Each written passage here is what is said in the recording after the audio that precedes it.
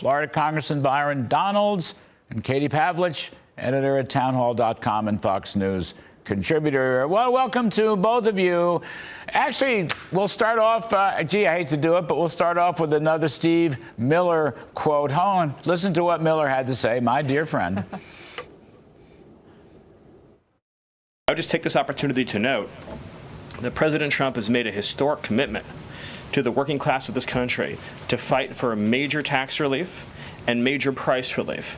And cutting spending, as DOJ is doing, and cutting taxes is the key to delivering on both of those promises. All right, there you have it, Steve Miller, and he's got that story right. Congressman Byron Donalds, welcome, sir. Start with you. I don't want to see I don't know why the Senate has to have a budget resolution. I don't understand it. We could bless Lindsey Graham up and down the line, but Lindsey Graham he's never been for tax cuts. He's never been a supply sider, nor was his mentor, John McCain. And when I look at the Lindsey Graham, he's asking for what? Let's spend $350 or $400 billion. No tax cuts, no DOJ savings, I might add. Meanwhile, there's no spending restraint. I mean, he wants to cut. The instruction he's given is, let's cut the deficit next year by $1 billion. That means it'll be what? $1,999 billion instead of $2 billion? Is that what it's on? I mean, I don't understand any of this stuff, Byron. This is a distraction. They should give Trump what he wants. He is the president. It's his promises and it's his election that got the majority there in the first place.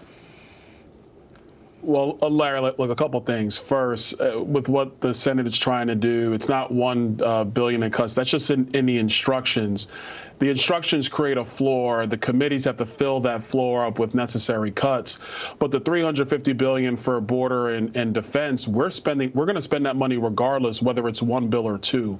I think that the key issue here is the process on how you arrive at getting the entire agenda done.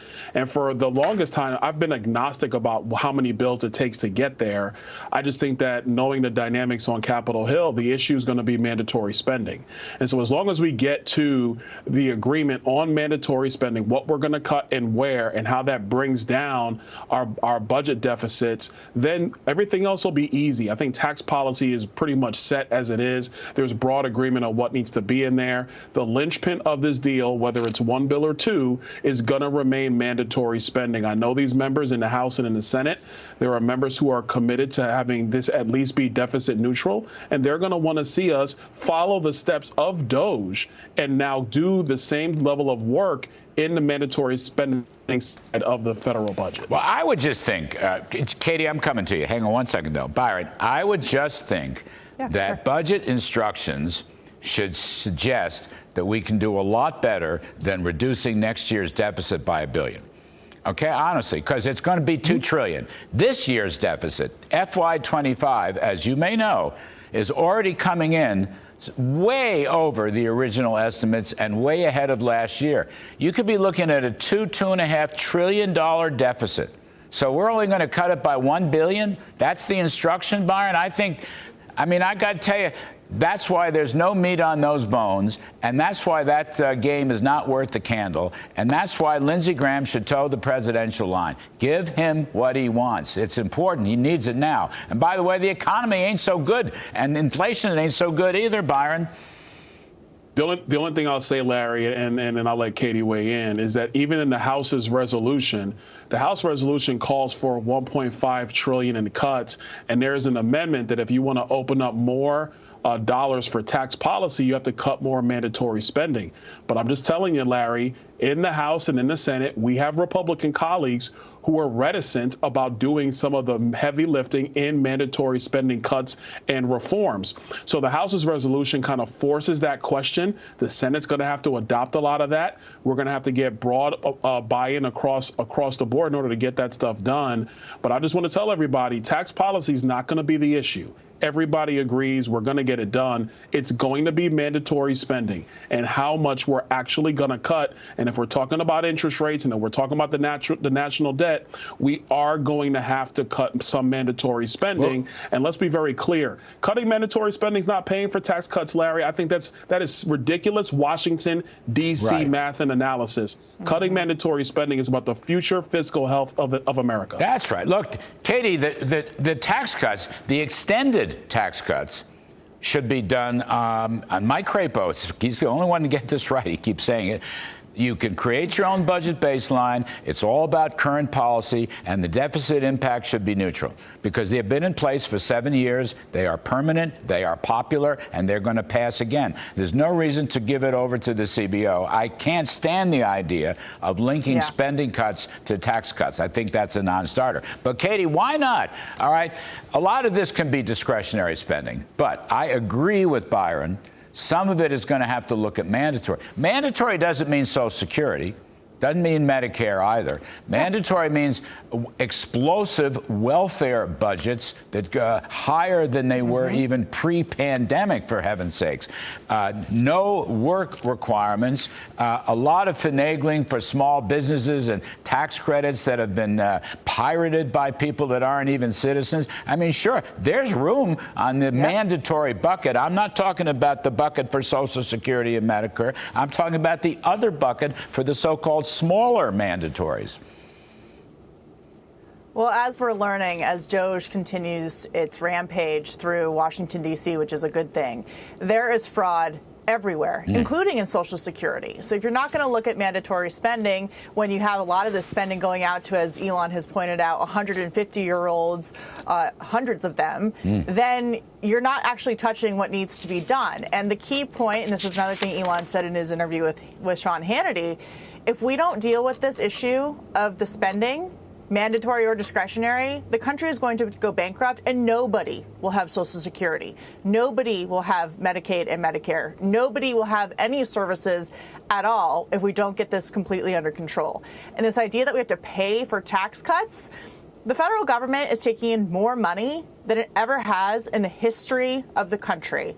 And what's really refreshing about having a businessman in charge of this administration, starting with President Trump on down to the people he's put around him, whether it's in the cabinet or as special appointees as Elon Musk is that they look at this as the American people's money. They don't look at like monopoly money. They don't look at it as their money. They don't even really say taxpayer money. They say the American people's money. And it's refreshing to hear them talk about giving it back to them, whether that actually happens or not. It's refreshing to hear them talk about people knowing where their money is going. And I think it's great that we're having this discussion during tax season when everyone's filing their taxes, looking at what percentage they pay, to not just to the federal government, but also the state government, which could use some refreshing as well, their own DOGE teams at the state level and governors' mansions across the country. And they look at that and say, why is it that I'm going to work and paying for all of these programs that aren't benefiting me and that are being sent out in a lot of ways fraudulently, or to fund the left's infrastructure that they use inside the federal government to fund their own pet projects and political ideology, whether it's through grants or other, means, like we're seeing in Georgia right now with the EPA sending Stacey Abrams $2 billion. $2 billion? That's insane. Let's take that back and distribute it amongst the taxpayers, right there. I mean, we could, start modestly, but gosh, that sounds like it's worth it. Byron Donalds, my other point I want to make to you is a political point. Look, on many occasions now in this new year, and since he was inaugurated and before, President Trump has asked for one big, beautiful bill. He wants the tax cuts included.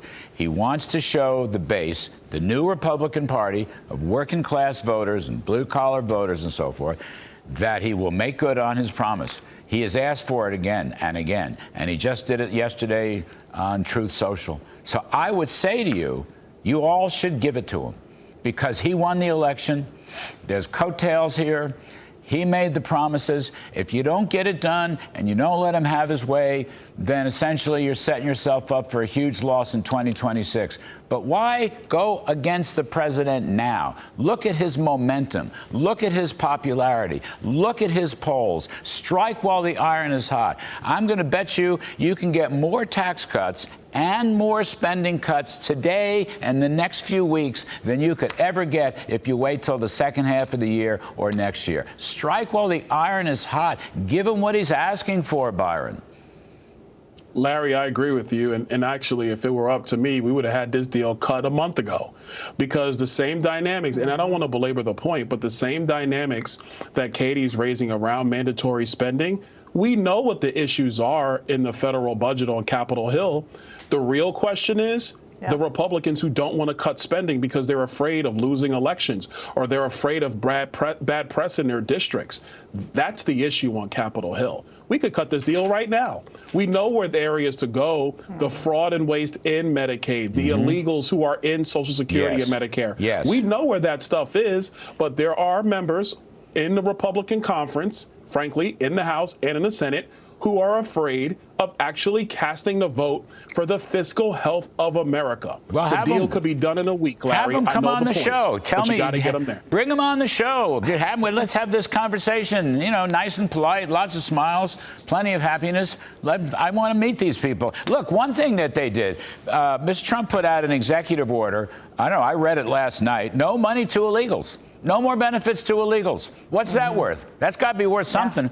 Couple of hundred billion. I'm just guessing on this. And he's been for all of his cabinet members, and he's all for work requirements, whether it's SNAP food stamps, whether it's welfare, whether it's unemployment insurance. What's that worth? Have you taken a look at the increase in Medicaid in the last 4 years? It's astronomical. This stuff can't go on because, as Katie said, we are going bankrupt. I think we are bankrupt, Katie. Yeah, we are. We are. Just think of it. You know, one of the biggest lies of the last decade. Definitely not. And one of the biggest lies of the last decade was that illegal immigrants don't get Obamacare. Well, they do, as we see with the president's executive order last night saying they are no longer allowed to receive Obamacare benefits, which, by the way, are funded by the American taxpayer. And the bottom line is this: pushing the tax cuts that need to be renewed off is too big of a risk. I know that Byron's saying everybody's on the same page, the tax deal is done, but pushing it off and not getting it done early sets it up so that there's a closer timeline on that. And if these tax cuts don't become permanent for the Trump tax cuts and renewed, it's a large tax increase for the vast majority of the country. So the risk there is very high. You know what else? I mean, politically, again, you put the tax cuts off, you put the tax cuts on the back burner, you're sending the wrong message to the very constituency that elected you in this landslide or quasi-landslide. It's a bad message. And it's tax season now. People want a tax cut today, before April. They're looking at their numbers. Everybody's teed off at taxes and the IRS, and they're going to throw stuff at us, and I got to get out. My producers are going to throw stuff at us. But I'm just saying, let's get it. The guy wants it now. Let's give it to him now. Congressman Byron Donalds, thank you. Katie Pavlich, fabulous stuff. Appreciate